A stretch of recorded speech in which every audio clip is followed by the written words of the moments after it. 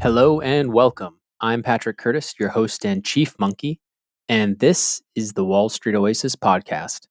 Join me as I talk to some of the community's most successful and inspirational members to gain valuable insight into different career paths and life in general. Let's get to it. In this episode, Synergy shares his path from a non-target school in the US to working in China post-graduation in consulting. Listen to hear how he thrived in China, transitioned to a Big Four in transaction services as one of the only expats in the office, and eventually how he used an MBA to transition back to the US and break into investment banking at a bulge bracket. Also, hear his thoughts on work-life balance and how the culture at many banks leaves a lot to be desired. Enjoy.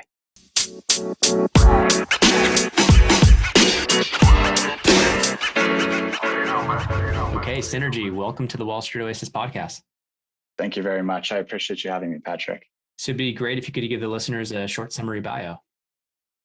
Yeah, so I grew up on the West Coast, was interested in quantitative stuff, went to an engineering school, but quickly found out that although I liked math and numbers, I didn't really want to do engineering or computer science as a long-term career.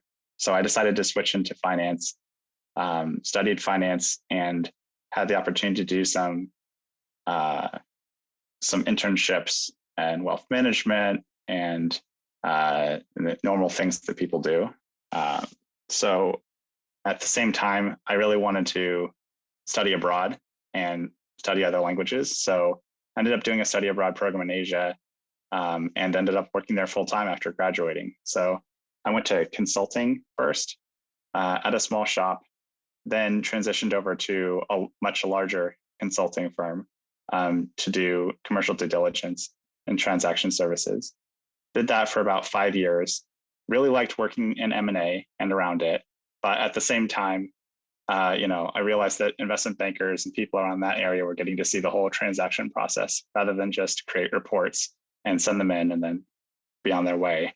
So investment banking was something that was interesting to me. And then after spending 5 years in Asia, we kind of wanted to come back to the West Coast, settle down, start a family, and do investment banking. And so the way I figured I could do all of those most efficiently was to apply for an MBA program and do a full-time MBA. So ended up doing an MBA program, interning in banking during the summer, then returning full-time. And it's been about 5 years since then. So now I'm a mid-level VP at a bulge bracket bank on the West Coast. Awesome. Super interesting that you kind of were able to use the MBA kind of make that transition, but I love the international experience. Let's dive into that. So kind of going back all the way to undergrad, you graduated at a pretty tough time for being a finance major. You'd had those internships. Was the jump into consulting more opportunistic? Was it just because it was, right after the great financial crisis? Tell me a little bit about how you ended up abroad kind of full time. Yeah, that's a great question, because I think about a lot of decisions in terms of how much was it opportunistic versus how strategic was it. Mm-hmm. So I would say that it's obviously everything is a little bit of both. So I was interning in wealth management during 2008, like during the financial crisis. And so, was on the front lines of getting to see what was going on with that. Then obviously after that, you have, very depressed kind of job recruiting going on across the board. And at the same time, I had been studying, languages. I had been studying Japanese and Chinese and was strategically planning, like that would be an interesting thing to do, to study abroad. I wasn't planning to do a job abroad quite yet, but I thought studying abroad would be interesting. So I had that on the schedule for a long time. That's something I wanted to do during a summer. So the following summer, did my study abroad. And then, oh, look, by the way, this region is booming. And then when I came back home, not so much. So, Yeah.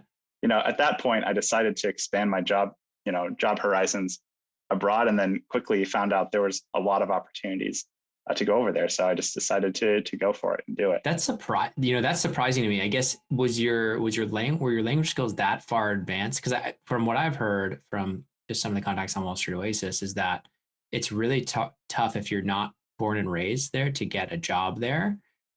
What type is it for people who are looking to make a similar kind of move like you did, are the opportunities still there today? And then how should they go about looking for those? It is definitely different and harder today than it was. So um, at the time, when you're looking in China, the bar for getting a visa and other aspects like that could be done by somebody who had just graduated. And now I think you need something like 5 years or something like that of experience. So, the gate has closed for certain cities or certain areas for sure. And then the competition has become much fiercer. That being said, I don't think it's impossible. And there's also, there's also a lot of different countries, that you could go to. I think that, with Where would you go if you were graduating today? it depends on what kind of person you are. I really think so. There's some people who just have to have clean water and clean air and, like nice infrastructure everywhere You they go. didn't. And You those didn't. people shouldn't go to developing Asia. There's some people who are looking for, the rawest, fastest growing experience, right? And in that case, in my opinion, like China's good, but also there's Indonesia. Indonesia is huge. Vietnam is huge, right? And those are areas where if you get in early, learn the language, you can do a lot of stuff because those countries, the niche I found when I was working there was, people in all of these countries were trying to go outbound. And so being a native English speaker and being able to be somewhat competent in that language, actually helped a lot. There's a lot of synergy, to coin my own username to working there. Yeah. Because there was 10,000 people in our company who could speak the native language, but there's only 10 people who were native English speakers. So It was that big of a company that you went and you were doing kind of investment research, or what was? yeah, I was doing a bunch of different stuff. So I did some, as you do, like it's just, again, But just how did you comparison even with the, how did you even get this? You interned there? Like you so actually went there? Yeah. I met a guy at a networking session who owned a small consulting firm. Got it. And he said, I have an office in Washington, D.C., and I have an office in Beijing. Like, which would you kind of like to go to? And I said, I want to do Beijing. And I said, that's what I would like to do. And so once I was over there, and that was a vehicle for me to get my visa, get my boots on the ground. After a year and a half of working there, at a kind of, again, like a no-name, consulting firm, very boutique. Then I had the opportunity to, again, network my way into a much larger, a big four accounting firm and do, the, advisory side on that, at which point I did a bunch of different advisory related roles. So, I mean, both of those jobs came from networking. And then I come back from my MBA and I also just, it's a lot about how are you networking there too. How were you networking? So you said a networking session. Was this like hosted by your school initially?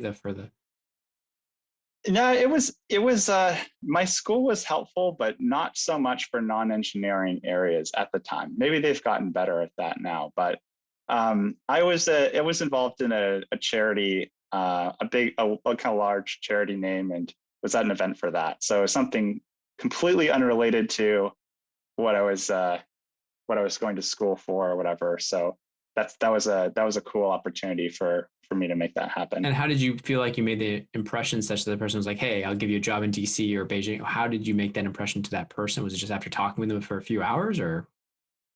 Yeah, it's been a long time since I've thought about this, but I think like, why did he offer you the job and not somebody else? I think I was one of the few people who really interested to go abroad.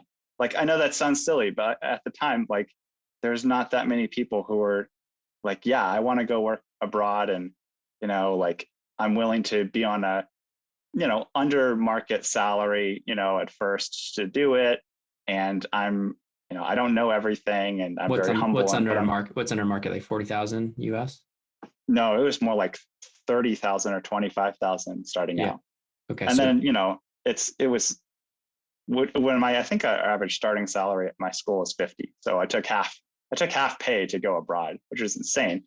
but at Not the same really. time, Not really, because then you're you open know, your opportunity, right? And you're like, you're seeing a new my part of the world. costs were like $500 a month when I was living there. So I Yeah. probably end up saving, my taxes were nothing. So, I probably end up saving a lot more in general. But Yeah. then it's just about, then you put a lot of pressure on yourself to grow, because you're taking the bet that I need to be able to grow my career faster than, where I'm starting out at. So you're there for almost a year and a half, and it's a pretty small firm. What were some of the struggles of going over there? And like, if somebody were to go to Indonesia today, like, what would you think was the hardest part? Besides, I assume language is tough, but then how did you even learn Mandarin so fast? Language is tough, but I think you just need a mindset of assimilating. You really need it. It's just difficult, especially over the long term, especially if you're going to stay there for 2, 3, 4, 5 years or more. The people that make it over the long term, I think there's an element of understanding who you are and appreciating your own individual identity and your own culture and being grounded in that and having some expat friends and stuff like that. But if you get too deep into the whole expat community, you only hang out with other foreigners, I'll say, or other people from your own country, then you'll never learn the language. You'll never make any friends. You can't network, right? Like you're kind of just surviving, which makes things really hard. And then people do spend a lot of time doing that. And then, after 10 years, they don't know anything about the language and they're just kind of doing their job and going back. And that's also, it's fine. It's a lifestyle choice. But the other way, if some young person was like, hey, I'm a crazy adventurous person and, maybe I didn't get the shot that I wanted, in the US doing, recruiting for these large firms. And I was open and interested to go abroad. Like, I would say definitely like dive into the language and then just make friends and hang out with people when you're in country. I think just balance your time between making local friends and studying really hard, Yeah, when I was in around your job.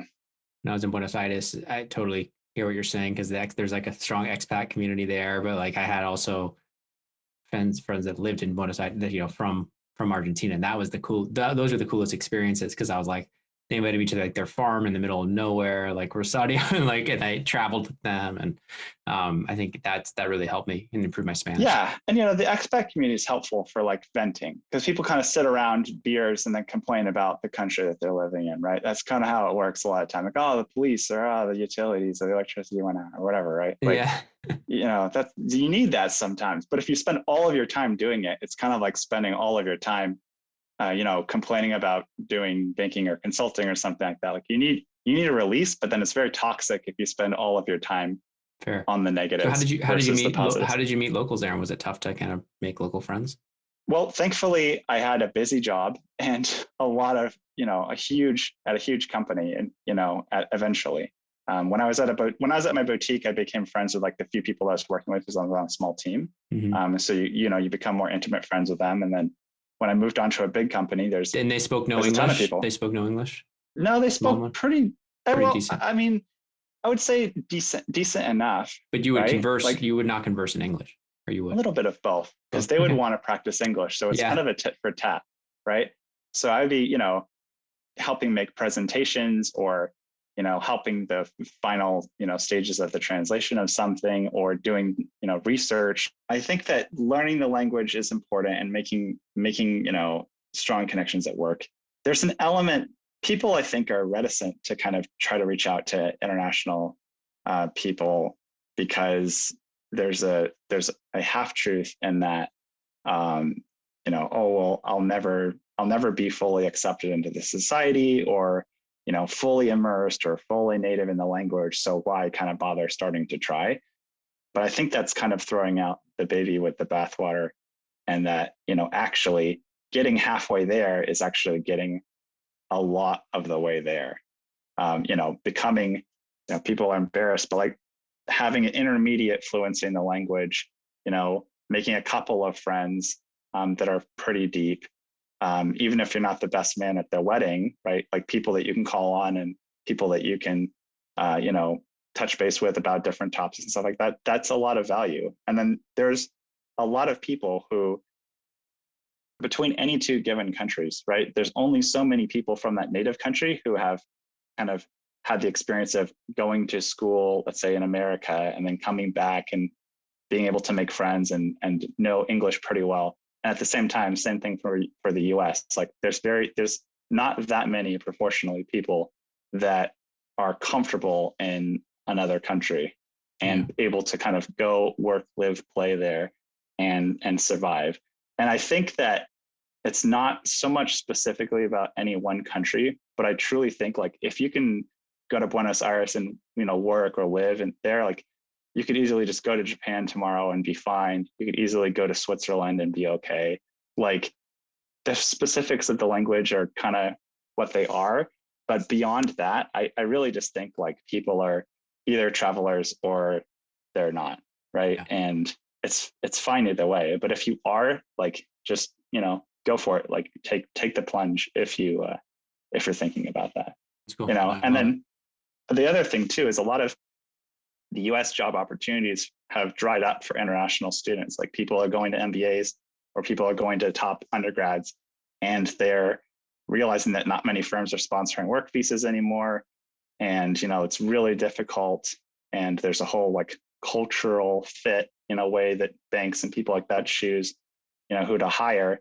And a lot of them are, have spent a lot of effort to kind of get here in the US and try to get a job here. But, there's a lot of barriers to entry, certainly a lot more barriers than there are spots, for people to get in.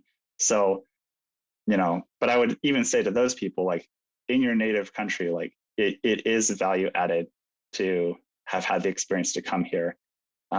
If you start working at a large company, like if you start working at a Deloitte or something like that back in your home country, down the line, if you keep going at Deloitte, there will be opportunities for international travel. There may be opportunities for secondments or, moving to different countries like from your job. Yeah. So kind of the larger company you can attach yourself to, kind of the better for mobility options in that way. And I think that you have to sometimes play the long game if the opportunities are shut off, for you when you are younger, which is in a way sort of what I did as well. Yeah. So like coming from a non-target in a lower GPA. Lower how low? How low is your 3? Lower than pi. Okay, yeah. 3.14. I love it. That's my birthday, yeah. March 14th. Yeah, that's right. That's right. So did you? Okay, so I guess what you're saying is, well, really what happened was you got a job paying not a lot of money, but in a new country with totally open, like very adventurous. Is this like in your blood, or do you have brothers and sisters that did something similar or nothing? No, I mean, like it's another good question. I think that we moved around a lot as kids. We're not a military family, but we lived in 10 plus different places. And then my parents got divorced in high school. So we're going back and forth. And so I was always kind of, I don't think I spent longer than 3 years in a single house, like growing up. So that's tough. It was easy for me to move across the country for college. And then it was just as easy for me to just go to a different country and just give it a try. There wasn't that much holding me down. So you were there for like a year and a half, and then tell me how you and managed to kind of get to a Big Four. Well, there's if you're in a different country, and I think I give the same advice to international students, because a lot of people, once they find out my background, like a lot of people from China and other Asian countries for sure, are asking me about recruiting advice or whatever, because I've been in their shoes just on the opposite side. There's a lot of societies and stuff like that you can join you can join the American Chamber of Commerce, like if you're abroad, and similarly you can kind of you can expand your network into other expats and multinational people, like through that way. But then there's also a lot of events. There's a lot of events and kind of lectures and things that are being held by different organizations.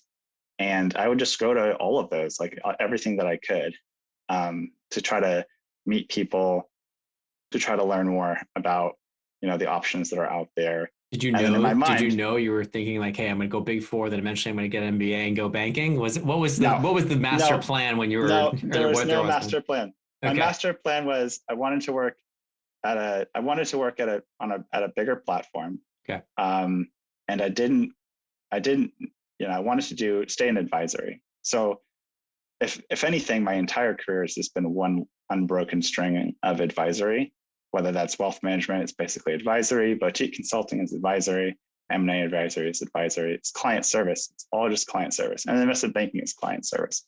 So it's been one thing is like, you're making something for somebody who's paying you something for that, for your knowledge or for your experience or for your advice. So it's even though I've done a bunch of crazy stuff, it's all been advisory Yeah, that's related. the So common that's theme. the way that I've sold it in MBA interviews, especially when they're like, you did a bunch of weird stuff. Like, I want a safe pair of hands. Like, why should we hire you? I've been, well, actually, I've been around transactions. I've been in client service my whole life. Like, I know what it takes to get that done. So, it may not be the most straightforward path ever, but I think that it also makes a lot of sense. So that was the strategic part of it. Yeah, I mean, M&A strategy, M&A strategy at this Big Four, you were there for another 3.5 years. So like you said, 5 years almost, or yeah, right around 5 years. Yeah, China. around So that. tell me a little about like what the progression was, up to manager at that Big Four, and how you grew there. Was it like a tough transition, or was it like much easier because it's such a bigger platform to like stand out? So yeah, there's a couple things like, so I was at this boutique consulting firm as an analyst, right? Mm-hmm. I was able to negotiate when I moved jobs, moving over as an assistant manager, which is kind of after a year, which is kind of like a third year role, I Yeah. would say, at Yeah. a normal Big Four, after about a year and a half of experience or slightly more than that. So that was a boost. As a lot of people, changing firms can give you a salary bump or sometimes a title bump. So I was able to do that somehow. But So you went even from if I what, didn't, 25, 30K a year to what? I doubled 45, it. Yeah, doubled something it, like that. 60K or Something. something. Okay. Maybe 50, maybe 45. I don't Yeah. actually But remember, to there be you're still honest. living, you're still fine. Oh, I stayed in the same apartment, Yeah. and For five yeah, I years, you didn't stayed at the change same place?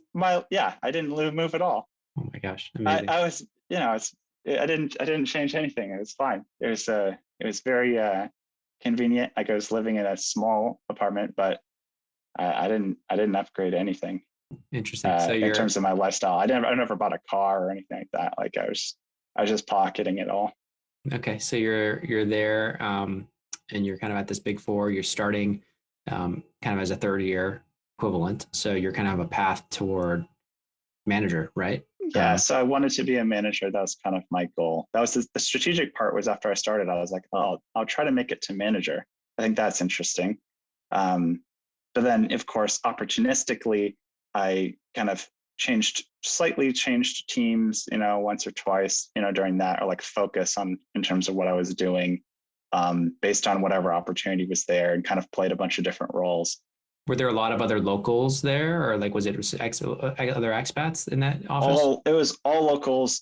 There's a couple of other expats. So the numbers I mentioned were actually literally true. There's about 10,000 people in China in this Big Four, and there's about 10 expats, and then four of Wow. those are in Beijing and two are in Shanghai. And And you were one of you them. know, I was one of them. So of course I knew the other three guys, who are expats. Um, and then there'd be people that would come over temporarily. There's way more common is these international assignments. So if you're at a Big Four or some similar type of company, and you can do this, and even at my bank, this happens. I know that they sent people in New York over to another country to work. If you get an opportunity to do something for 3 or 6 months, like, definitely do it. Why not? I mean, if you're not like trying to take care of your Do kid it at home before, or yeah, something like before you that, have like, before you yeah, have a family, do it. before you have a family, just go ahead and give it a try. Like, it's definitely worth it. And then some people would try to parlay that into a more permanent, remote working experience, or just kind of develop their niche back home into somebody who can work with people, from this country, that they spent time in. So there's a lot of temporary people who came in and out and in and out. So So, but you're there's very few permanent staff who are fair. expats. So you're at like year 2 and you eventually get the manager promotion. At what point are you thinking MBA, let's get back home to California? Yeah, I was. It's again, Were you it's a ever little bit thinking, of hey, I'm going to strategy. stay here for my life? Is this it? It's a Like, little bit of opportunity. I would have been fine actually staying there. I didn't like hate my job or anything like that. It was a little bit of opportunity because one of the other expats in Beijing really wanted to get out and he was going to take his GMAT. So he's like, I need a GMAT study partner. Like, you should study the GMAT and think about applying because then it can give you some optionality, like in case you don't get the promotion, in case you do get the promotion, but you want to do something else. And then I thought, oh yeah, that's not a bad idea. And then it's another way to kind of make, if I was going to go back home, the transition a lot easier than trying to interview, across the world. Certainly in an era with no Zoom or whatever, we're trying to use, Skype on very bad internet. Like yeah, if you've had that experience, it's that's always not fun. not Yeah, great. my whole team's on Skype and it can be interesting at times. But yeah, so Yeah. So that in 2012 was, in China was not, it wasn't a good experience. People would, I don't even know how you would, people are much, also that all the recruiting was much less online and much more in person. So I thought that, I took the GMAT, basically I studied with this guy. We both took the GMAT. He ended up not even applying to MBAs that year. So he didn't even use it. But I applied to a bunch of places and then I gave it a lot of thought.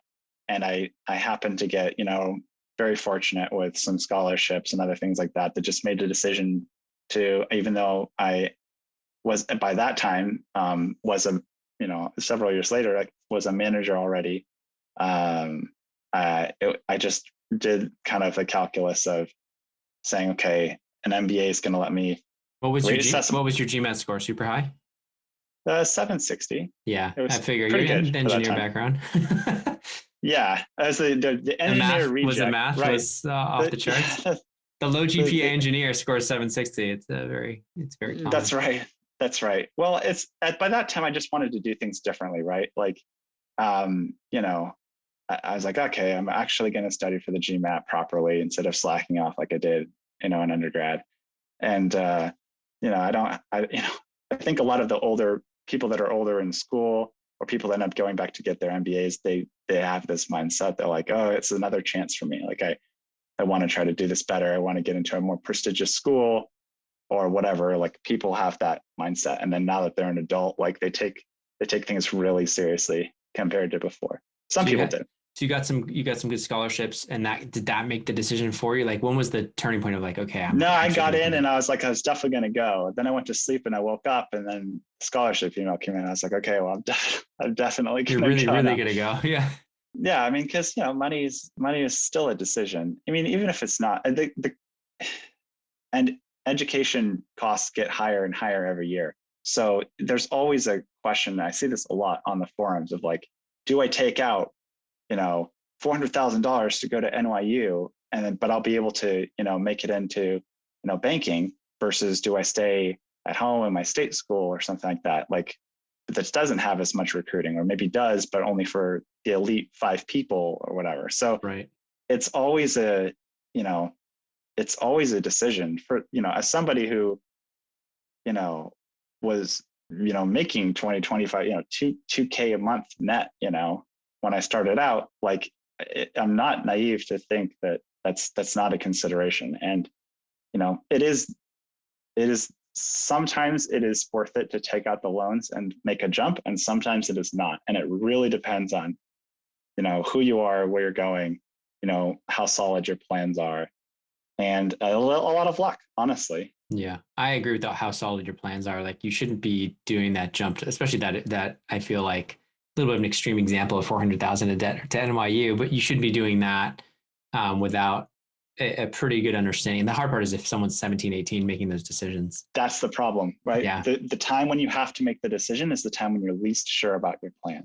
Yeah. And as somebody like, I went to college, I changed my major, I changed my job, I did internships in 3 different industries. Like, Yeah. I had changed my mind 5 times, but it wasn't a crippling decision because I had undergraduate scholarships coming in, and I worked during school, and school was less expensive. I mean, I went to a public, university, so tuition was only $12,000 a year or something like that, or 15,000, right? Yeah, so it wasn't crippling debt.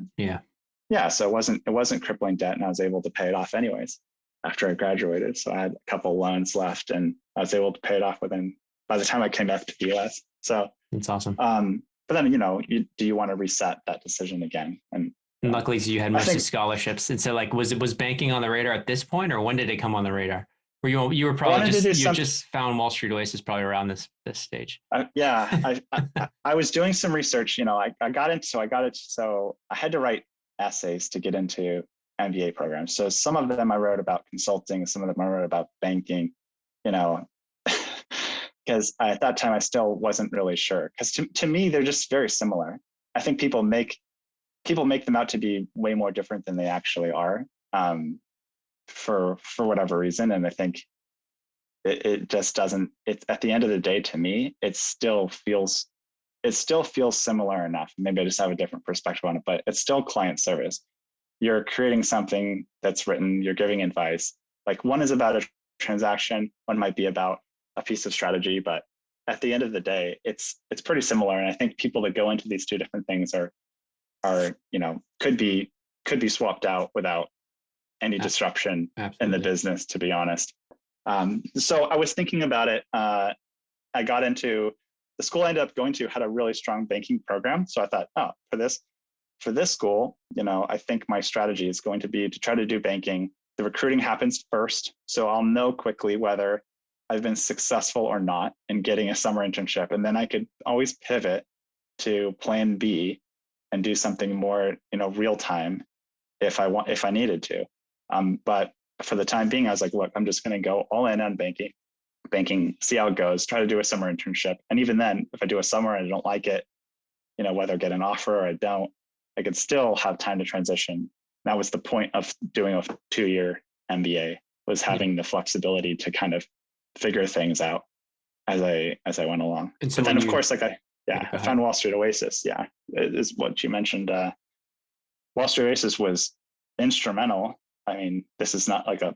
This is an ad. This is an ad. This is the interstitial ad you can't skip. Wall Street Oasis is instrumental, and I would say at least as helpful as my career consulting services to get real, direct answers. Because what happens when you're in an MBA or even undergrad, it's fine to ask questions, but if you ask too many naive questions, or you make a bad impression on someone that you're talking to or whatever, the second year MBA students are evaluating you, and then they're giving their advice back to the firms that they did their summer on. So they're like, oh, come talk to me, ask any questions. And then, a first year student will be like, oh, great. Tell me about the salary here. How does it compare to somewhere else? And then the second year MBA will come back to their firm and go this guy's only asked questions about salary to me so far, and he's okay, or he's a little awkward. And, you're just getting judged all the time. So the anonymity online of Wall Street Oasis and being able to, have people that, definitely do work in the industry. Some people have been in it in a long time. Some people who have, just done their summer, or some people who are analysts, or some people who have just transitioned to PE or whatever, give you concrete advice on, hey, you can ask a silly question or a direct question, or, a question about a topic that people don't like to discuss, like comp and other stuff, like taking vacation, which sounds so dumb. People that aren't in the industry are going to be like, this is so dumb. What do you mean you can't ask about vacation days or whatever? But you can, right? Yeah. Even when I started, I still to this day have never directly talked to any of my colleagues about this stuff, because there's a whole stigma around it. So Wall Street Oasis has been really, really helpful in figuring that type of stuff out. When you're in that recruiting stage, when you're in that fact finding stage, it is unbelievably helpful, because you just can't get that type of candor from, or you shouldn't get that type of candor to around the people. They serve different roles. Appreciate you that. should obviously still ask questions, and talk to people who are the second years or the juniors, the seniors, or whatever, who in your undergrad, who have done this job before. But the idea is that those are actually interviews. Every interaction with those people is basically an interview. Yeah. And the other direction, like they're interviewing you as much as you're interviewing them. So it's just something to keep in mind, is that all the impressions matter, and that stuff is all networking, and your desktop research is just as important. So Wall Street Oasis is great. Thank you. Appreciate the shout out. So you're coming back, you're traveling back. You kind of, how was that re-immersion, we'll call it, into US culture from being gone for so long? Yeah, I mean, I didn't have any work experience that wasn't an internship, which is still pretty different, right? Yeah. Kind of just the lowest person on the totem pole and doing whatever anyone asks you to do. So, came back. I was in a new city, so I was back on the West Coast, but I was in a new city that I've never lived in or even visited before. As a result, like I didn't know anybody who was going to this business school. Like I wasn't working at a big company in that city and then just going, oh yeah, well, 5 people are going to go to this, go to this MBA with me or whatever. So at least I can talk to them. So that was a little different. So, but at that time, like I was also already married and stuff. So I was coming over with my wife. We were planning to start a family. And then that was the point of doing an MBA, was to. Did you get married in Beijing? Yeah, I did. Yeah. Well, okay. Yeah. So I did. Was it tough to come back over here? And did she want to come back? Like, I assume that's got to be tough. Did she have family there? Or she does have family there, and she had a great job there too. So it was definitely a family level risk to both quit our really good jobs, and not, and then take the risk that I will need to recruit for a job or whatever. So she stayed there while I was recruiting until I got my offer. I know that sounds very mercenary, but yeah, she went back and forth. She kept her job and went back and forth and traveled back and forth for about a year. No, it's smart. You guys got my return offer. Reducing risk and whatnot. So yeah, and I mean, it's at the same time, like I could go out and party, I could go study, and then she would come over for couple weeks and then go back. It actually worked out great. I think all couples should think about such an arrangement. The opposite of that is quarantining for COVID for over a year. Like that's a real test of your relationship. It is. That part's been great too. But yeah, people have found out that they have a preferred amount of time. There's a level at which it's too much or too little for you. You have to figure out what that is. And if you're really busy, like she was in a busy job, I was in a busy job, sometimes, as anybody who's in this kind of work knows, like relationships are hard to maintain, hard to make in the first place. Yeah. Especially romantic ones, because you just can't plan around it. Yeah. So thankfully I was there's an advantage and a disadvantage to already be, locked down or married as it is before going into this type of thing. For sure. And the advantage is you don't have to go do that later. Mm-hmm. I've watched my colleagues that are more senior or post MBA it's hard to find a meaningful relationship, right? For sure. Because you don't have time. No, you don't. It's unpredictable when you do have time. So try good luck scheduling a date or whatnot. And maybe at the VP level, it's a little easier. Yeah. And so a lot of people, I mean, it's like a theme, but people are starting families like 10 years later than they used to. Yeah. Right. Like I got married at 25 and had my, daughter at 29. But there's a lot of people that are 35 that are not even married yet. Right. And there's people that are 39, they're having their first kid. Right. Mm-hmm. It's basically 10 plus years. And then for your parents' generation, it's probably another 5 years added, subtracted from that.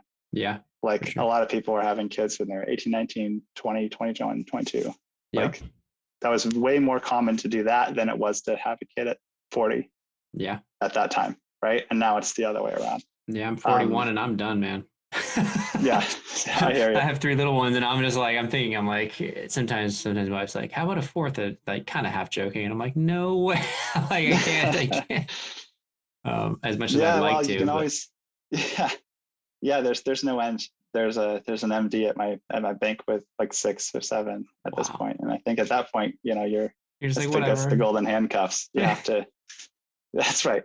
you need the older ones to start helping out with the younger ones. Mm-hmm. But Mm-hmm. so I was at, at MBA, I was recruiting for summer associate stuff and catching up on kind of skills that I didn't have with my career that I would need to get, to banking, and doing all the preparation and buying the guides and stuff like that. Like, they're well worth the money for anyone thinking about it. Like, there's beyond kind of the memorizing the 500 questions that get kind of circulated around by your school is one thing, but you got it nowadays to stand out. You have to do more than just that, because banks are evil bankers like me are thinking of more complicated questions that you can't just memorize.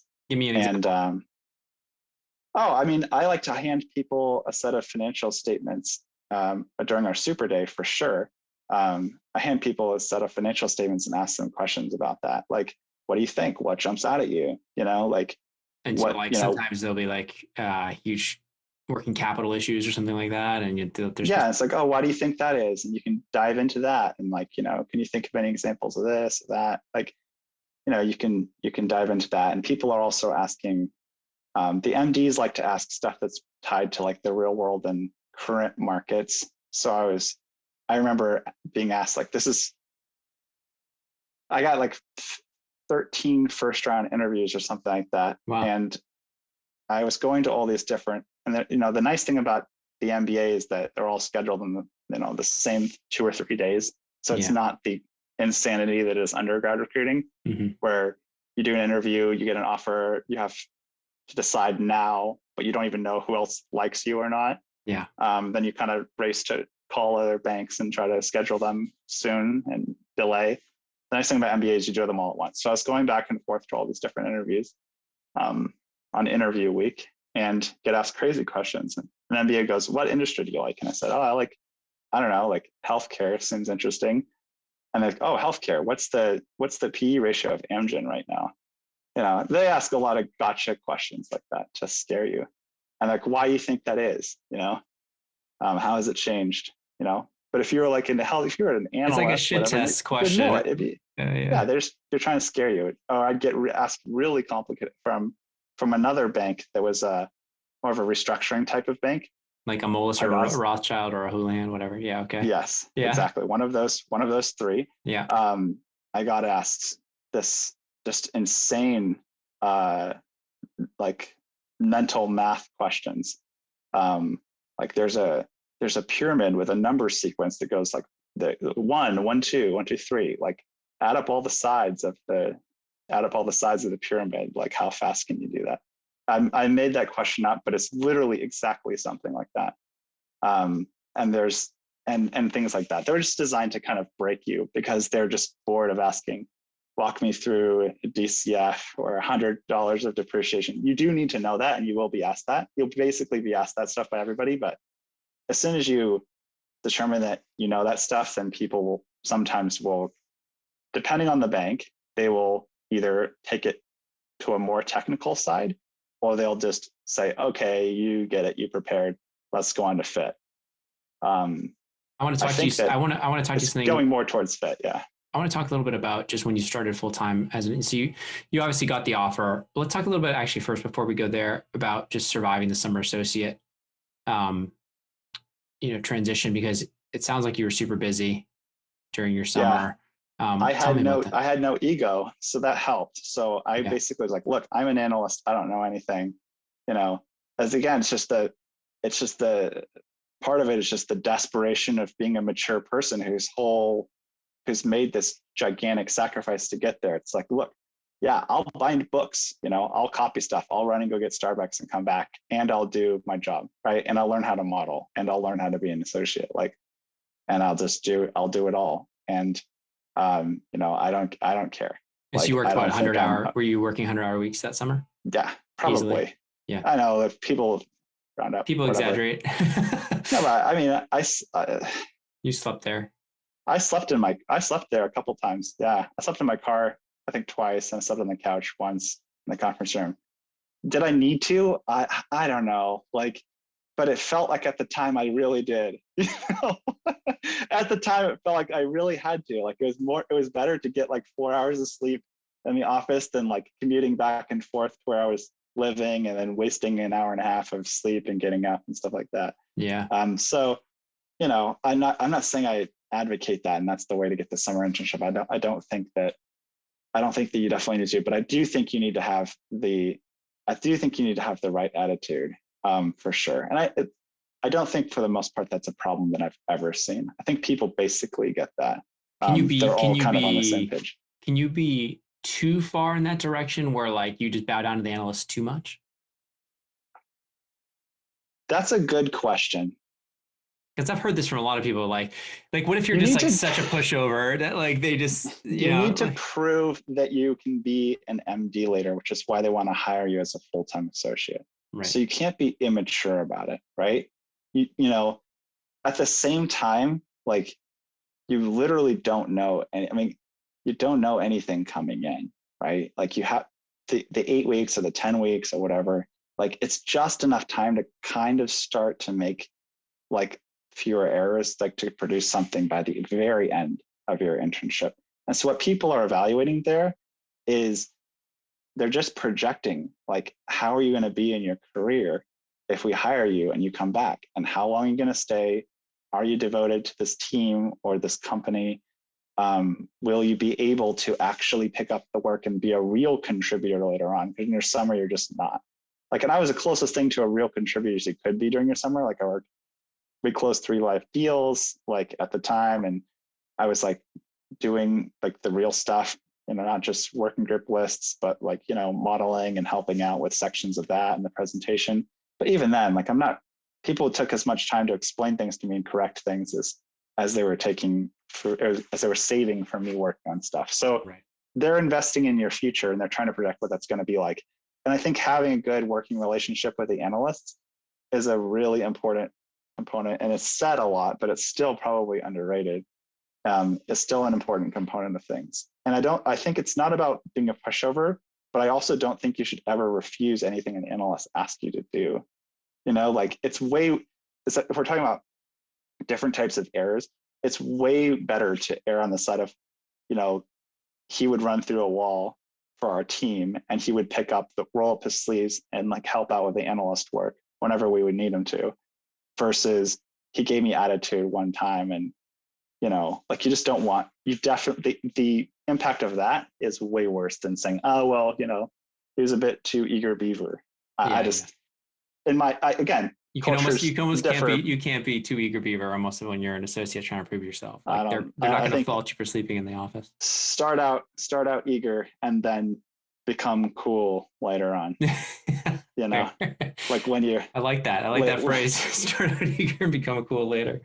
I love it. Yeah, at the beginning, there's not much benefit to trying to be like, this is how I did it at my previous company or whatever. Like, nah, just pretend you're starting out, leave it all behind, leave all the baggage of your previous career and all that stuff behind, unless someone asks you specifically. How are the offer rates that year that you were at the bulge bracket for associates?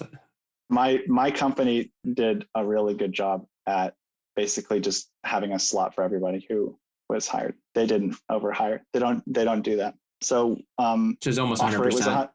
Offer rate was 100%. Yeah. Yeah. And I think our return rate was like 80% or something like that. Really good. 85. Yeah. So not bad. The mid-tier bulge bracket was really careful in hiring interns. You know, I think that approach to me is great. There's a lot of places, and at the time, at least when I was interning, the elite boutiques were definitely not like that. They would have, you know, 2 slots or they'd have 1 slot for every 2 people or something like that, or a ratio that's not 1-to-1.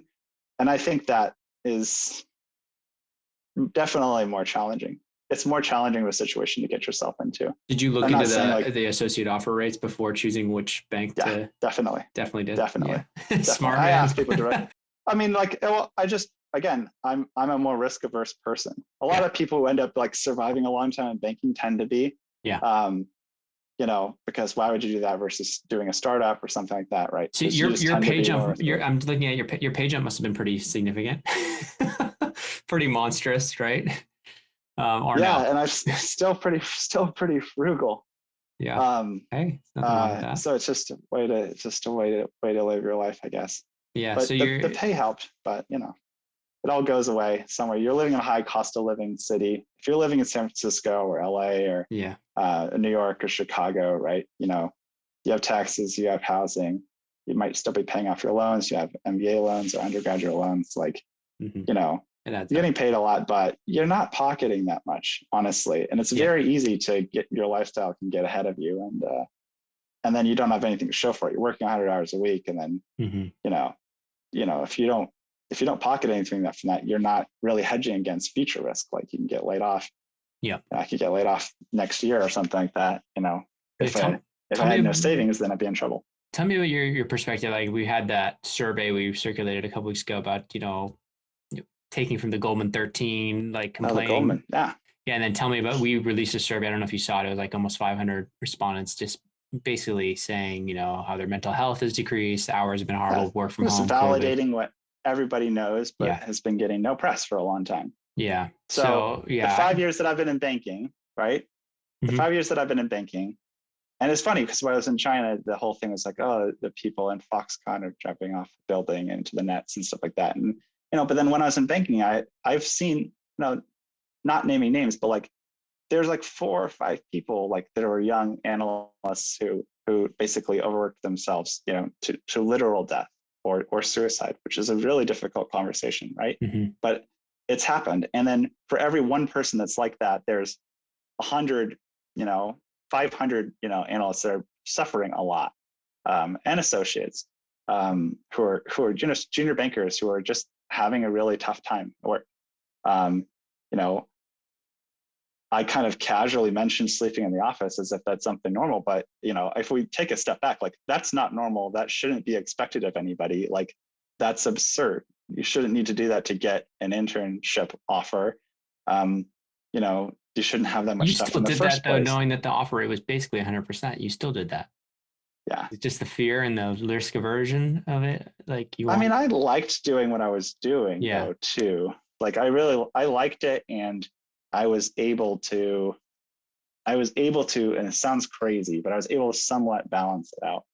Um, but look, everyone is in a different spot, and people are under a lot of pressure, and I think that's gotten worse and worse. And I think with COVID, that's gotten really bad. But the tendency I see at every bank, I've been following this closely because I've been working on this issue at my own bank on my own team, as well as I've been kind of watching WSO really carefully hmm, to see what the reactions of the other banks were. And it's just kind of sad. Like banks are basically like, well, it's just because of COVID and working from home, it's less efficient, which means more hours. So it's going to work itself out once everyone's back to the office. Let's get everybody back to the office ASAP. hmm, But like people were killing themselves before yeah, COVID, like 5 years ago, 4 years ago, 3 years ago, like before people were remote, like this was a yeah. Not problem even not that even everybody knew suicide. about. People just with underlying health conditions were dying Oh, because of, depression and, yeah, whatever, right? yeah, Like underlying health conditions, yeah, people are getting depressed. People are, gaining 30 pounds a year. People are leaving the industry earlier than they really needed to. They come in, they have bright eyes, they're ready to make a difference. They like finance. They've worked so hard to get in here. Like, how can you not retain people that are like that, yeah, right? They made such a conscious decision to join the industry. To me, it's like unconscionable. And then you see the reactions of a lot of firms that range from either no reaction, let's get everybody back to work, to here's some money, here's shut up, money. Yeah, you know, yeah, whatever. And it's like, or let's reiterate policies that we already had about no Saturdays or whatever. And again, like tell somebody that's not in finance that, that your firm thankfully now has, only a 6-day working week instead of a 7-day working week. And they'll laugh. They'll be like, no, are you serious? And like, no, this is great. Like if I can only have one day guaranteed off a week, that would be amazing. hmm, That if no one bothered me. And it's just silly. So the industry has gotten behind the times of basically everyone else, and most particularly technology, right? hmm, I look at the forums almost every single day. There's a why banking instead of tech, right? I'm a college freshman and I'm a smart kid, and I don't know, like I kind of like computers. Banking sounds interesting, you know, just like where I was when I was a freshman in college a long time ago. What should I do? And honestly, it's becoming a harder and harder sell Yeah. for people to do finance for, for lifestyle reasons. And the compensation is, again, not, it's not that different. And to the extent it is, it's marginally not that worth it unless you have again, unless you have a real passion for the career, but it's chicken and the egg. Like, how do you find if you have a passion before you actually do the job? For sure. So the same person, if I was starting college again, like, would I go into finance or consulting, or would I, veer more towards tech? Honestly, and I've thought about it, like I might be the person who would probably veer more towards tech. Like, if I started again, if I had love the honesty. information, Yeah. if I had the full information available to me. You also have a little bit of an advantage in the sense that you are a technically minded person who would probably be really good at tech, because you were an engineer undergrad, right? Some people don't have that gift, and maybe they're a little more right brain, right?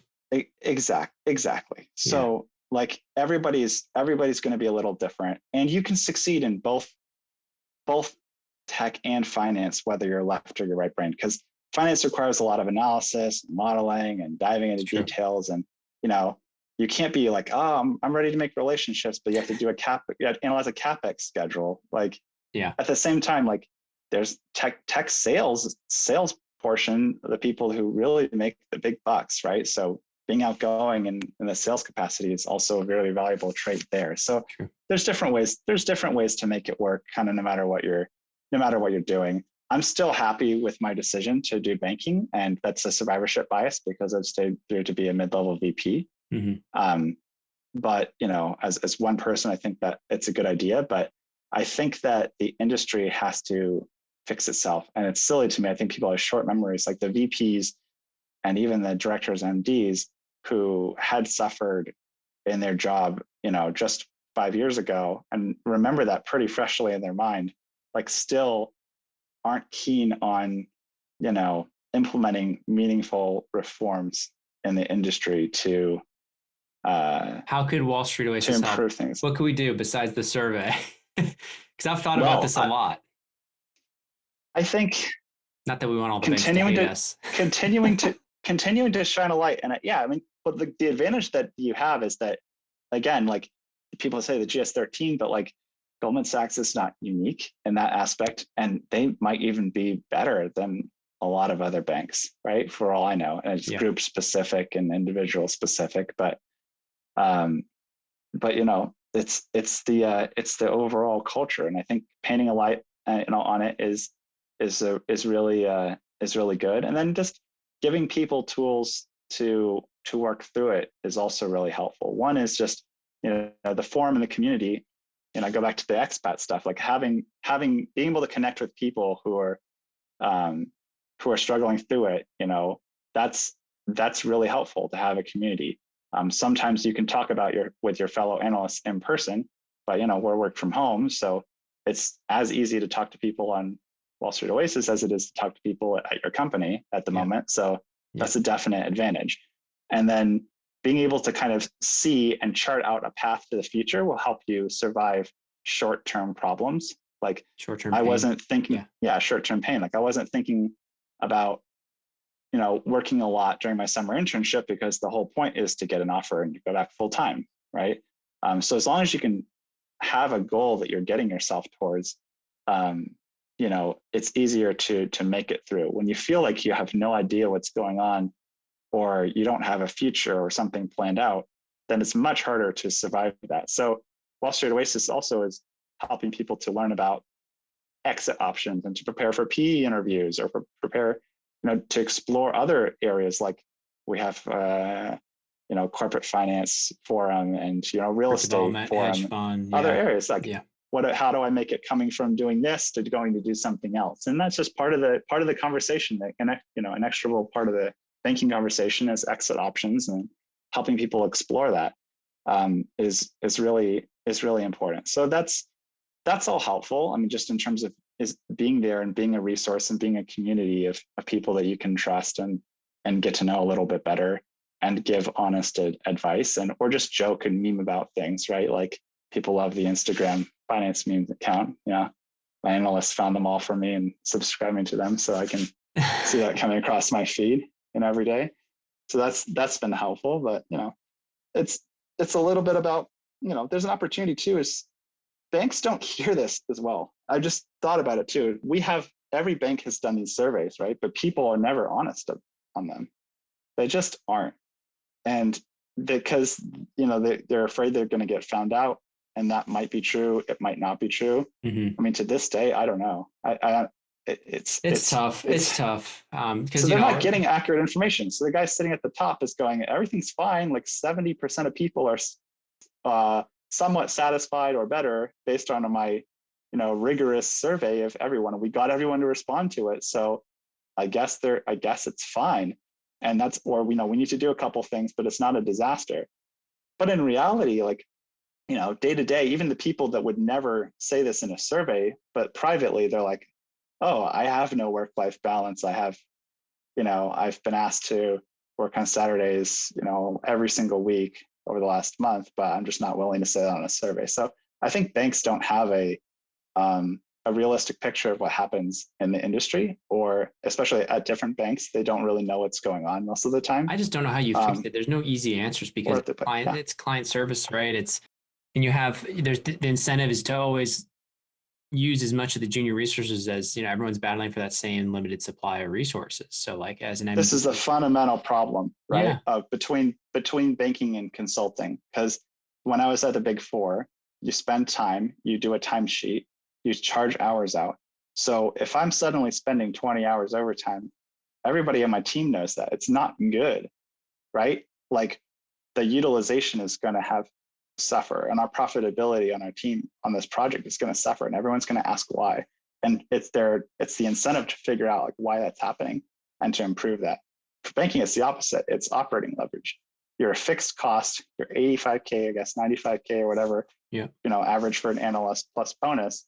And then the rest, hey, like if you spent 95K on something for a year, you're going to use it every day, all the time, right? It's like buying something expensive. You're going to try to make it worth your while. Like getting an expensive, it's like joining Equinox, right?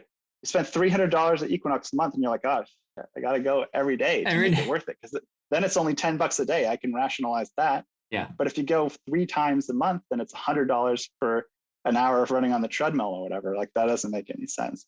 Yeah. So it's the same thing. So people are seen definitely as resources, and they're paid kind of a cost, and there's no accounting. There's just no accounting for time. Yeah. And not everyone wants to do timesheets for sure. I'm not saying that's a solution, but there's literally no way to track it. And so even the MDs kind of go, oh, this person's working hard on my project, but I don't really know how hard. And don't they have like the key cards? Couldn't they show when kids are coming in and out of the office?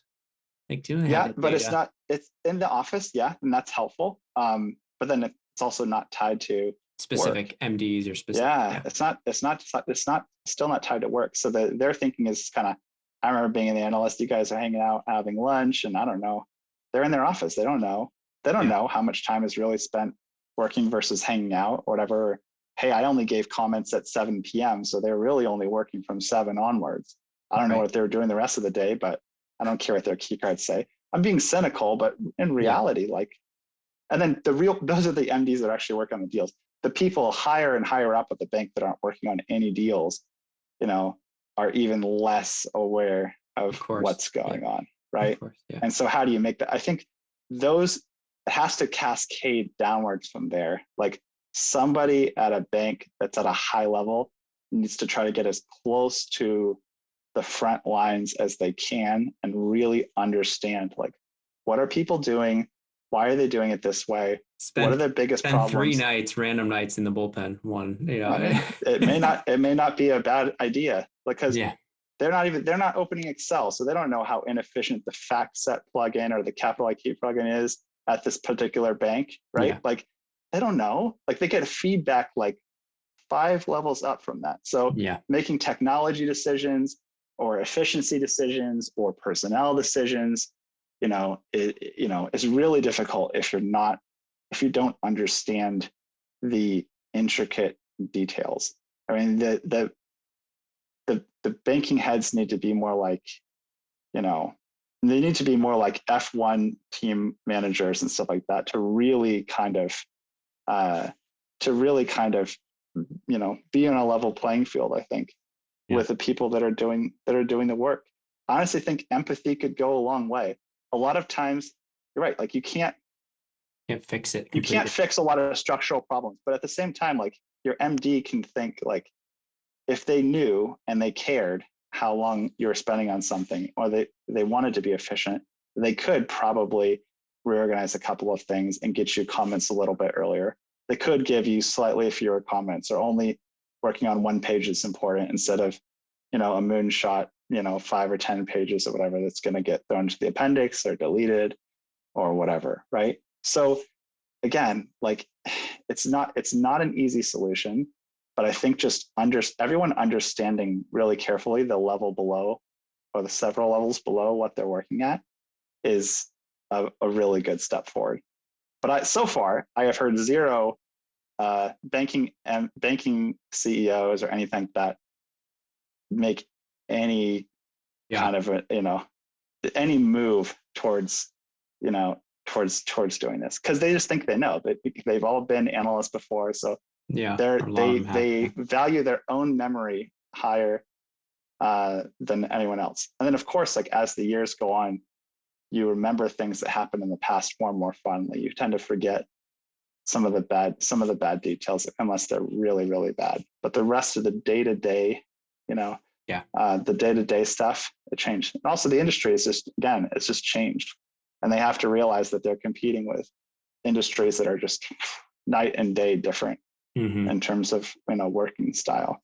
I mean, like, it's not about stocking juices in the fridge or whatever, like a tech company. It's about kind of like having time to work on your own project. It's about, that sort of thing. Just a respect. It sounds funny, but like a basic respect for the individual, as a teammate.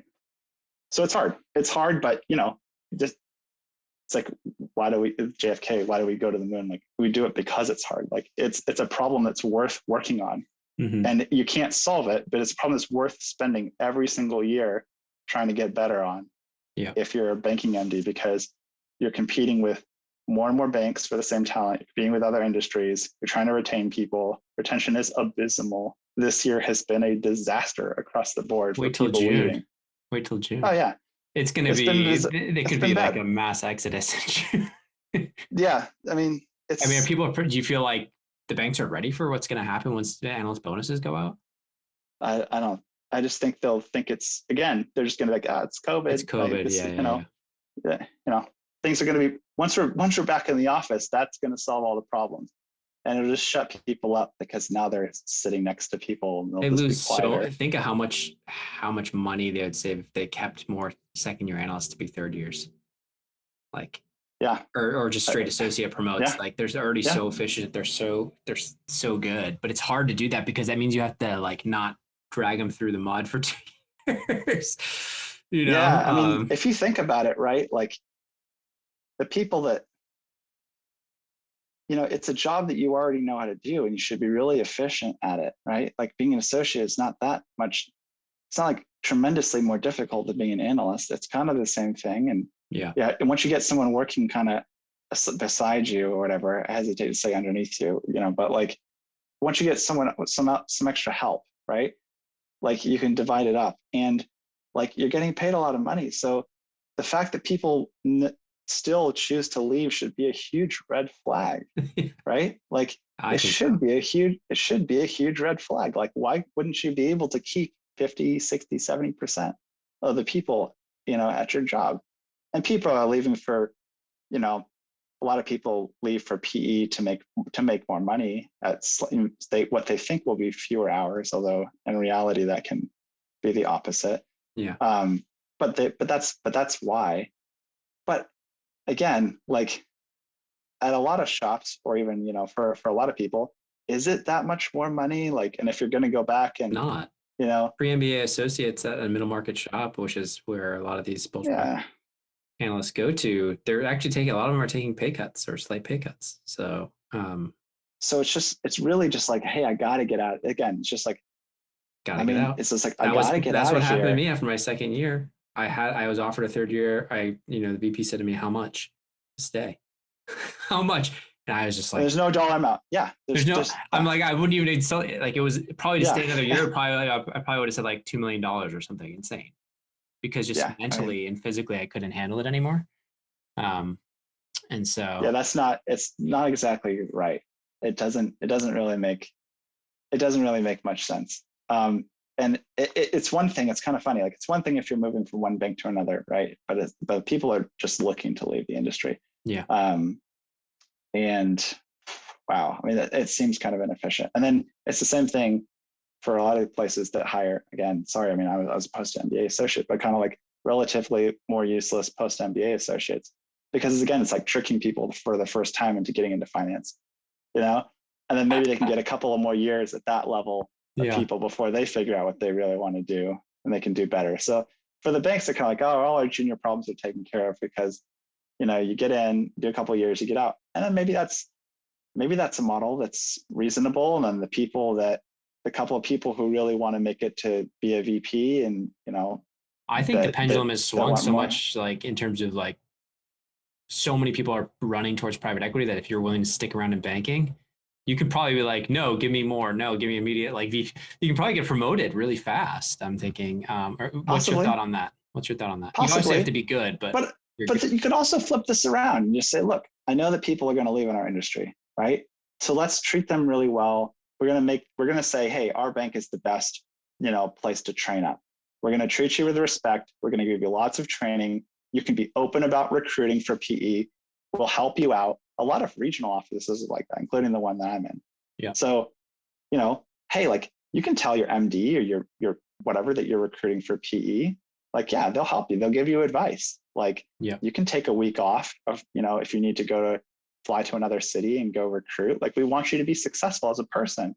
And then when you come back, you know, you'll be back on your projects and kind of finish out your time here, right? Like, you know, that doesn't seem to me like I mean, it's costless.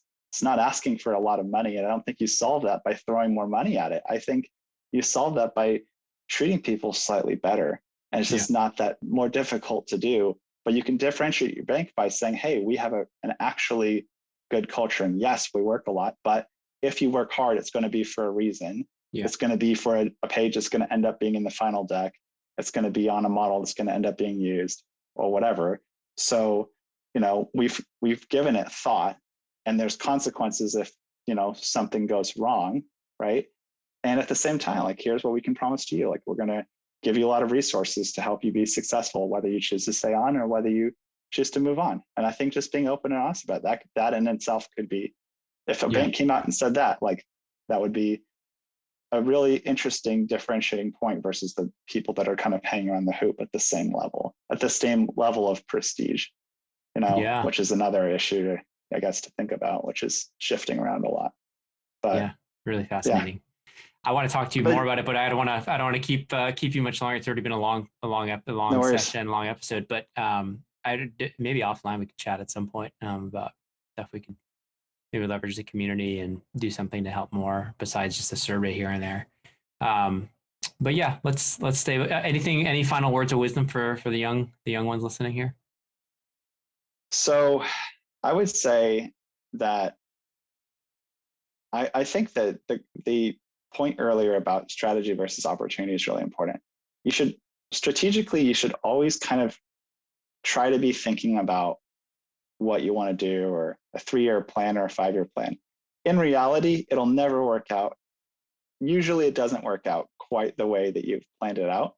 So you go back and you revise your strategy, but also just be open to opportunities that come up. So, you know, hey, I want to get into investment banking. I'm an undergraduate and I think I want to, you know, work at a New York bulge bracket or elite boutique in the top 3. Like maybe that works out, and that's great. Your strategy and your opportunity align if you get you know, an option there. But also, like, opportunistically, like, be open to the banks that are headquartered in, you know, Chicago. Be open to going somewhere else, right? Like there's banks in Atlanta, there's banks, you know, everywhere, you know, doing something. If you can't get into banking, there's a lot of finance adjacent areas. Like if you're from a total non-target and have completely struck out in banking across all the middle market, bulge bracket, elite boutiques, and you've tried and it doesn't work out, like, again, like banking isn't impossible. I didn't start out in banking. So, I mean, like you, but I see a lot of people that are so gung ho about banking, but they've never even thought about the big four advisory, right? Yeah.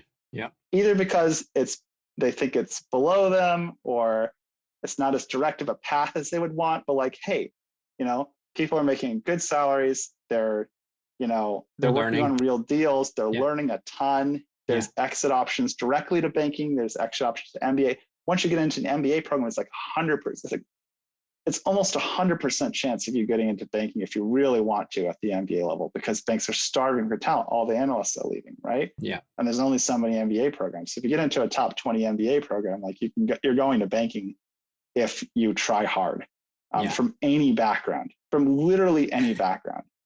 So, but if you're not willing to be patient about it, right, on your strategy, that's going to be a problem. And if you're not opportunistic enough, if you're not open to going, hey, maybe a Fortune 500 corporate finance platform, whatever, with a big name, so that when I end up applying to an MBA, people have heard about this company or whatever. Or maybe a startup, right? Yeah. And working on a startup and growing that will be a part of a way of telling my story. But I just think, like, be really open-minded. It doesn't mean like stretching yourself so thin and you can recruit at 20 different industries at the same time, but have a plan A, a plan B, a plan C, and and think about it and be open as your career develops. And I mean, again, because you could get into banking, you could have everything that you planned for in your dreams, but then 2 years later, if you got offered $1 million to stay in your job, you wouldn't do that. So you better give it some thought, right?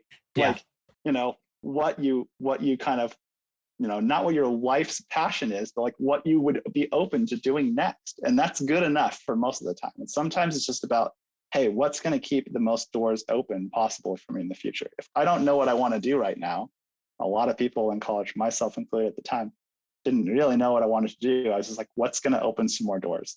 And then you pick a direction, you try it out, and you can adjust from there, right? But a lot of the work is done by making that first step, and then just having a really, really positive attitude. If things don't go exactly as planned, you can still have a great life doing almost anything. We're all if you're listening to this podcast, you're already extremely fortunate. So it's all about kind of, there's no one perfect path, but it's all about kind of your own individual journey. I love it. Let's end on that. Synergy, thanks so much for your time. And thanks to you, my listeners at Wall Street Oasis. If you have any suggestions whatsoever, please don't hesitate to send them my way, Patrick at wallstreetoasis.com. Until next time.